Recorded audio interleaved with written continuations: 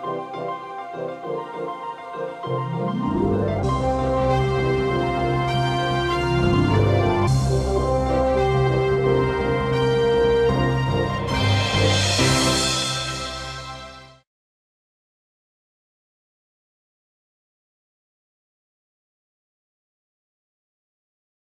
next recommendation is that you hire infected people.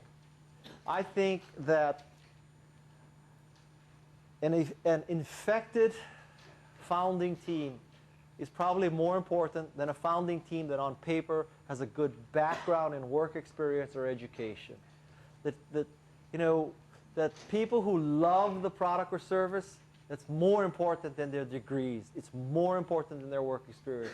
Focus on the people who love the product or service. This means fundamentally you ignore what's irrelevant.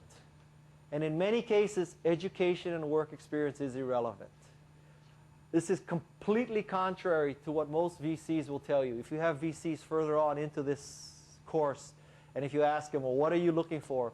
They're going to tell you, and I'll tell you that right now. You can skip that lecture. They're going to say, we want proven teams with proven technology and proven traction. In other words, we want people who have founded Cisco, won a Nobel Prize, and they're doing $50 million in revenue. That's an early stage deal for a VC today. All right? By contrast, Garage is in a different business. We want unproven teams, unproven traction, and unproven technology. It's a completely different world. The irrelevant thing is that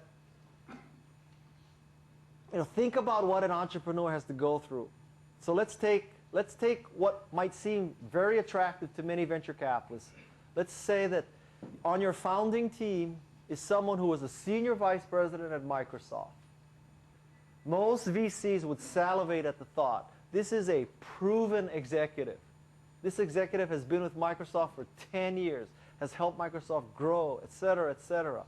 But if you peel the layers of the onion one level lower, you would see that that executive, during his or her career at Microsoft, had on average a war chest of $50 billion in Microsoft. During that time frame, they had a market share percentage of roughly 95%. During that person's tenure at Microsoft, that person's greatest fear was the antitrust division of the US Department of Justice. Now you're going to take that proven executive from Microsoft and stick them in a garage with $500,000, zero brand awareness, zero market share. I would make the case that that might not be the ideal hire for you. Okay?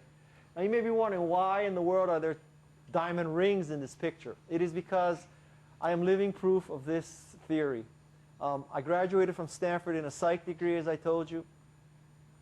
I attended UC Davis Law School, and when you say you attended a school, it means you didn't finish. I attended 2 weeks, so in fact, I never got started, actually. And after that, I went into the jewelry business. I enrolled the following year in an MBA program at UCLA, and while I was there, I started working in the jewelry business. My first job was literally counting diamonds. So on paper, if you were Apple Computer's recruiter, you said, all right, so we need someone to go out and to convince the most technical audience we have, software developers, why they should write Macintosh software. I don't think the spec would say psych degree, law school dropout, marketing MBA, currently counting diamonds in Los Angeles.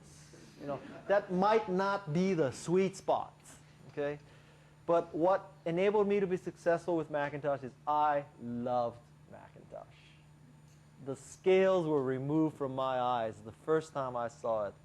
The clouds parted, the angels started playing their trumpets. It was a religious experience for me.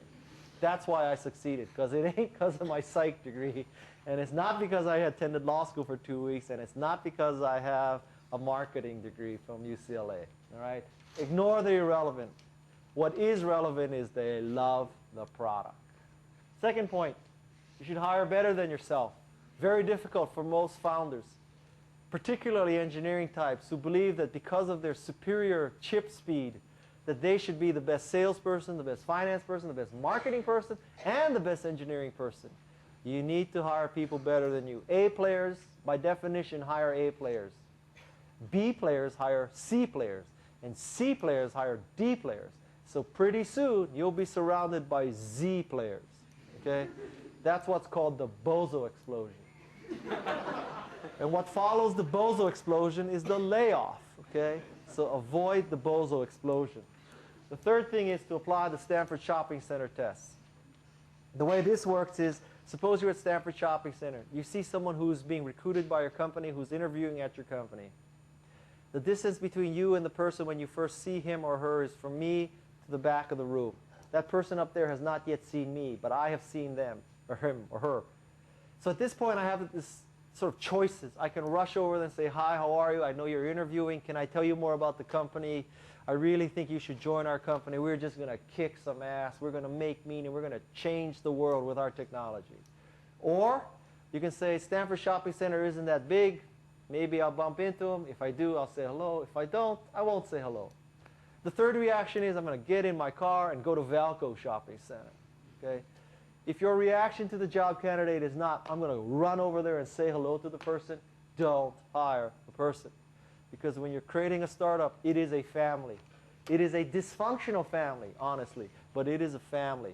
If you don't feel the compulsion to run over there and say hello, it's probably not the right person.